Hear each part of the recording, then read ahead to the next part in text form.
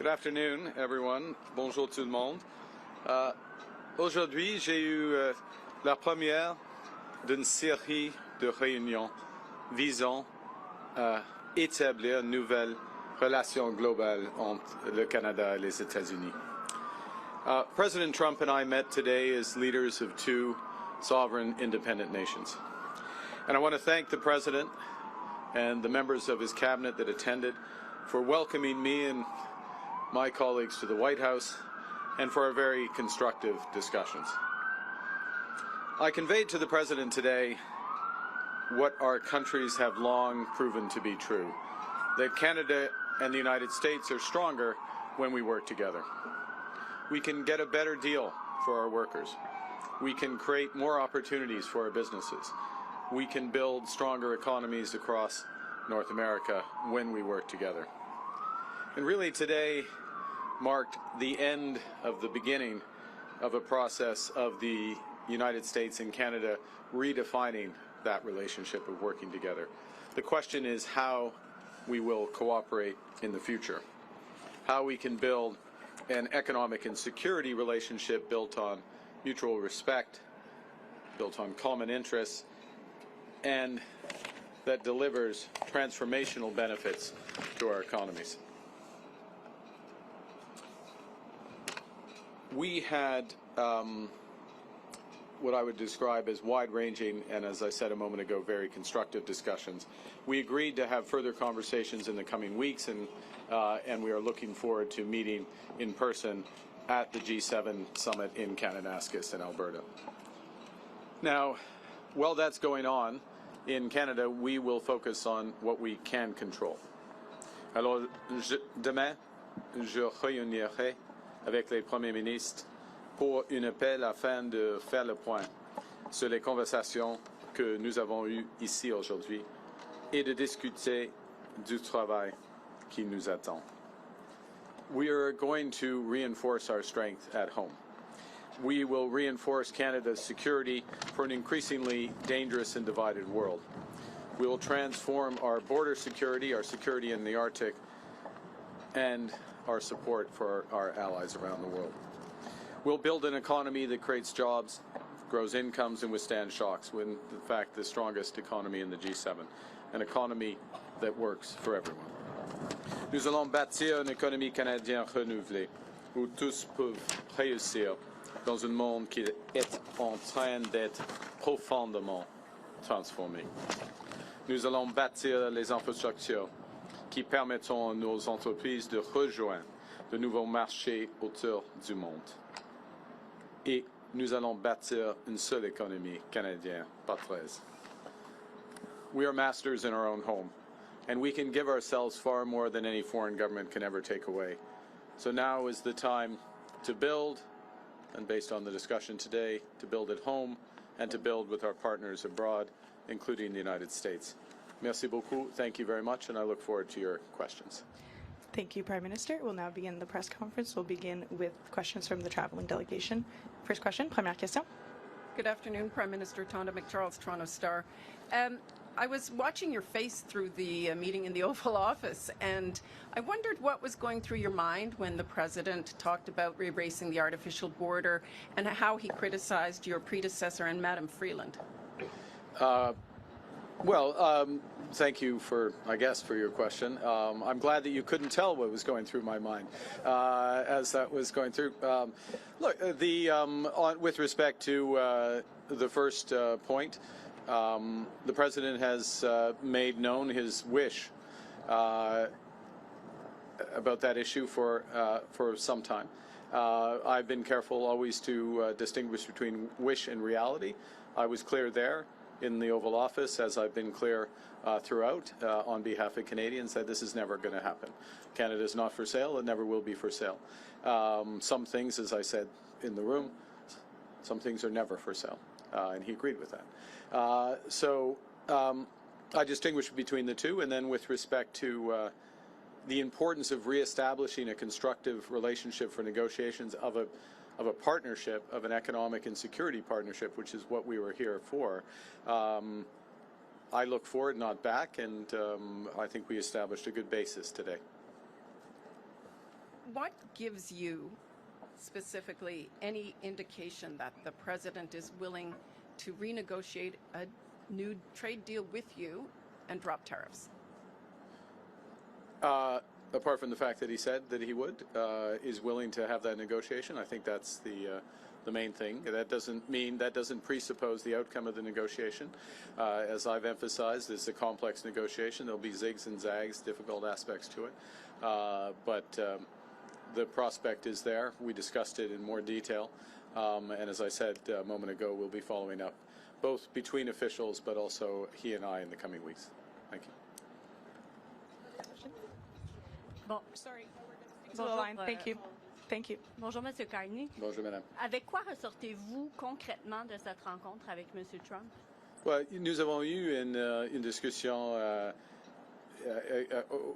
à travers des sujets géopolitiques et des sujets et des enjeux qui impliquent les relations commerciales du Canada et des États-Unis. Nous avons un trajet concret. Nous avons eu un échange des perspectives en ce qui concerne les tarifs, les objectifs stratégiques des États-Unis, les objectifs stratégiques du Canada. Et il y a plusieurs enjeux sur lesquels on peut avancer les discussions. Alors, il y a un plan qui existe et une volonté qui existe entre les deux pays d'avancer les discussions. Mais il n'y a pas de décision sur n'importe quel tarif aujourd'hui. Quand il a été question, quand on a posé la question à M. Trump sur les tarifs, s'il avait l'intention, si vous pouviez faire quelque chose pour les lever, pour les supprimer, il a dit non. Comment est-ce que vous l'interprétez? Ce n'était pas une surprise pour moi. Pas du tout. Non, pas du tout, parce qu'il y a c'est une situation très complexe. Hein. Il y a plusieurs tarifs, il y a des liens entre les initiatives américaines, il y a un monde qui est plus dangereux et divisé, et il y a des liens entre nos relations sécuritaires et nos relations économiques. Alors, il n'y a pas une initiative canadienne qui peut changer cette situation. C'est la raison pour laquelle il faut avoir des discussions globales. Ce que je voulais dire, c'est qu'il faut s'attendre encore à ce que plusieurs mois, dans les prochains mois, ça reste. Là. On verra. Non, on verra. On verra combien de temps ça va prendre. Prochaine question. C'est pas nécessairement comme ça. Hi, Prime Minister. Joanna Smith from The Logic. At one point during the meeting in the Oval Office, the President, when talking about the tariffs and talking about a deal, also made very clear that when it comes to autos, his goal is to have car makers make them in the U.S. and for the tariffs to not make any economical sense to be made in Canada anymore. Do you anticipate lifting tariffs on autos at any point? And what did you tell him in the room about that topic? Well, we had discussion about all the major issues in the room, so to speak, in the lunch afterwards, including autos, and specifically, without going into the full details, the strategic position of the North American auto industry, or more specifically, the Canadian-U.S. auto industry, versus foreign competition, including from Asia, and how that could be enhanced. I and the Canadian government, and I would say the Canadian auto industry, I would actually say the auto industry as a whole, is of the view that Canadian auto workers, Canadian auto companies, Canadian parts companies, Canadian steel, Canadian aluminum, all play an important role in enhancing the competitiveness of American auto companies. So we will continue to press that case and look for an arrangement that takes full advantage of it for the benefit of the United States, but of course, from our perspective, very much for the benefit of Canada. And what did he ask you about China in your closed-door meetings, and what did you tell him? That's why they're closed door. Well, yeah. Next question. We had a wide-ranging discussion. Next question, prochaine question. Yeah. Bonjour, M. Carney. Michel Bonjour. Sabat, la presse canadienne. Je vais essayer de faire du chemin sur la question de ma collègue Mélanie un peu plus tôt. Est-ce que vous repartez avec quoi que ce soit de tangible au niveau du commerce, des droits de douane? Et comme j'ai dit il y a quelques jours, je n'attendais pas qu'il y aura des fumées blancs ici. OK? Parce que ce sont des négociations, comme je viens de dire, très complexes. Il y a beaucoup d'aspects. Mais on a fait de progrès. On a fait de progrès. Nous avons eu des échanges très compréhensifs, très tangibles. Et il y aura des réunions entre les ministres et les fonctionnaires. Et puis, entre lui et moi, Monsieur le Président, et moi, sur l'appel, et en Alberta au mi-juin. Alors, on a fait de progrès, mais toujours dans les négociations commerciales, n'importe quelle négociation commerciale, il y a un processus et le fin, et pas nécessairement de progrès qui est apparent pendant les négociations. Ça, c'est la vie des négociations. Okay? Parlant de In English, to summarize, look, in a negotiation, you don't get like little elements of it. You get an end to a negotiation. We're having a very complex negotiation about a wide range of issues. And it's, as I said before I came here, I wouldn't have expected white smoke coming out of this meeting. That was not my expectation, because of the nature of the negotiation. So you don't expect to have specific progress as things move along, even when you're making progress, because that's why it's a global negotiation. Parlant de l'Alberta, que pensez-vous de l'idée de Daniel Smith d'encourager la tenue d'un référendum sur la souveraineté de l'Alberta? Le Canada est plus fort que quand nous travaillons ensemble comme Canadiens et Canadiens. Et je suis albertain. Et je crois fièrement en Canada. Alors, on peut poser la question, mais pour moi, la réponse est claire. Canada's stronger when we work together. As an Albertan, I firmly believe that. You can always ask a question, but I know what I would respond clearly. Prochaine question. Next question. Bonjour, M. Carney, Olivier Ferrand-Boissé de TVA. Est-ce que M. Trump vous a convaincu qu'il voulait bel et bien renégocier l'accord de libre-échange? Parce que ça semblait pas clair dans le bureau avant tout à l'heure. C'est clair. Oui. Ouais. Plusieurs reprises que... C'est clair qu'il y aura... Ouais. Nous avons commencé la renégociation de nos relations commerciales, y compris la laine. OK? Vous aviez dit à plusieurs reprises que, selon vous, M. Trump voulait nous briser pour nous posséder. Est-ce que c'est encore votre lecture de ses intentions après votre rencontre d'aujourd'hui? Je crois nous sommes forts. Et le Canada devient de plus en plus fort, jour après jour, semaine après semaine, avec le nouveau gouvernement. Alors, il va être déçu de cette idée. Prochaine question. Next question. Good afternoon, Prime Minister. JP Tasker, CBC News. How are you? I'm well, thank you, JP. Good. How are you? I'm good. Good. Do you feel better or worse about Canada-U.S. relations after meeting with the President today? Look, it was a very constructive meeting. I feel better about the relations in the sense of, in many respects, one, the posture, if I can put it that way, or the positioning the President took towards us. Secondly, the breadth of discussion and how concrete the discussions were. These are the discussions you have when you're looking to find solutions, as opposed to laying down terms, if you will. So feel better about that. And I would add one other thing, which maybe isn't as obvious, so I should say it, which is that we also discussed a number of issues globally, geostrategically, if I can put it that way, where we have common interests, common concerns, and that, of course, is a sign of a broader and very healthy, or a healthy relationship. Look, we have, JP, we have a lot more work to do. I'm not trying to suggest, at any respect, that we can have one meeting and everything's changed, but now we are engaged and very fully engaged. Good afternoon, Prime Minister. Ashley Burke, CBC News. What specifically did you say to President Trump about lifting tariffs on Canada?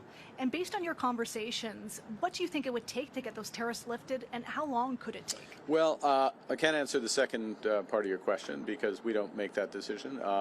But certainly press the case in a number of areas where we think the tariffs should be lifted. And specifically, I'll give an example with respect to the scourge of fentanyl and the efforts, the considerable efforts that have been made at our border and behind the border in terms of raids as well. Huge investments in border personnel, in drone surveillance, Black Hawk surveillance, and then those are being reinforced, as you would have seen during the campaign, commitments to another 2,000 in effect, 1,000 border guards through CBSA, another 1,000 RCMP, further efforts there. And what we're seeing is huge results for this. Canada's contribution to this problem, cross-border problem, was always very small, but it's down by over 90% with the efforts. And it is an absolute focus of the government. So that is an example of where we would see the case being very strong for the tariffs to be removed. We've made that case. We'll see where that goes. In other areas, the tariffs are, in our view, not in the interests of American competitiveness and jobs. We have more work to do on making those cases on that. Thank you. Pardon? Sur le fentanyl, alors, nous avons fait beaucoup de progrès en ce qui concerne le fentanyl. Il y a une chute. On a commencé avec un niveau très bas par rapport au Mexique. C'est moins de 1%, mais il y avait une chute le niveau, le montant de fentanyl. C'est presque 0,1% maintenant des exemples. Alors, mais c'est pas par hasard, parce que nous avons investi beaucoup en ce qui concerne la sécurité de notre frontière, et mon gouvernement va réinvestir de plus, 20% de plus par exemple par rapport les agents de la frontière. Alors, le cas pour enlever ou supprimer les tarifs de fentanyl est très fort maintenant. Thank you. We'll have time for one last question and follow-up. Dernière question et question de suivi. Hi, Prime Minister. Stephanie Taylor with the National Post. I heard you say, there's a difference between the President's comments around Canada becoming a 51st state as a wish versus a reality. You told him that Canada was not for sale. But many Canadians are offended and deeply angered by the fact that he keeps repeating this comment. So have you asked the President to stop calling Canada the 51st state? Yes. Today. Okay, specifically, what did you ask him? Exactly what you just said. But what words did you use? How did you ask him? Look, I gave you an answer. Do you have a follow-up? En français. What was his answer? Well, we'll look. I don't know. He's the president. He's his own person. I would go back to showing the difference between a wish and a reality. We're very clear. I've been very clear publicly, consistently. I've been very clear in private. I was clear again in the Oval Office. Would be clear throughout. The president, he understands that we're having a negotiation between sovereign nations, and that we will only pursue and accept a deal that's in the best interests of Canada, not just in the short term, but in the medium and long term for Canada. J'ai dit, c'est pas utile de répéter cette idée. Je l'ai dit à lui, mais le président, il va dire ce qu'il veut. Pas, mais il y a une différence, une grande différence entre la réalité et la volonté, comme vous le savez. This will be the last question. Sorry, just last question. Okay. Steph didn't take a follow-up. So last question, please. Thank you. This is Paul Manga from the Wall Street Journal. Given what's happened with the USMCA and the tariffs that Canada is facing, how do you trust that the U.S. right now is negotiating in good faith, and how do you trust any deal you sign with them? We'll make that determination over the course of the negotiations. I mean, that's the bottom line on that. It's a process. You see, and I would emphasize the following, which is that we have been in the process, as most would know, of an election, and so this is the point at which a serious discussion begins. And so we had the President, at his invitation, I'm here, he welcomed us. We had a very substantive, wide-ranging discussion with the President, but in the presence of the Vice President, the Secretary of Commerce, the Secretary of Foreign Affairs, and beyond, his Chief of Staff as well. Now I'm in trouble, Stephen Miller. I think that covers it. That covers it? I hope so. And we have some very specific things to follow up on and build out from that. And in any negotiation, then you make a determination based on that. It also, part of what you make a determination based on is, are the incentives aligned in the agreement that you get? And I think the lesson would be of this experience is to ensure that the incentives are aligned and durably so between the two countries, and that is a way that agreements are self-reinforcing. Thank you very much. Prime Minister, this was the next press conference. C'est ce qui met fin à notre conférence de presse. Merci. Merci.